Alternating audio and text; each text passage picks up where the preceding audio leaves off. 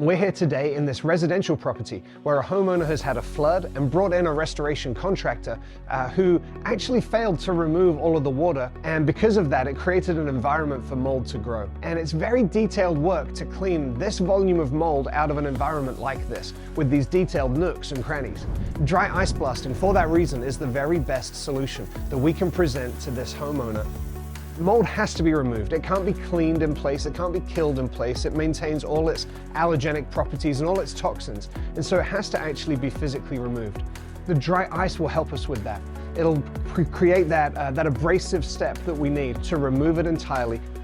And the dry ice is useful because it's incredibly detailed. It'll reach to places that we can't reach with sandpaper or other abrasive techniques.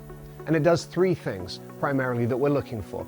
Number one is it creates an impact. The dry ice actually flies through the wand at the end of the hose, and it will hit the substrate and the adherent, in this case mold. That helps to release some of the mold straight away.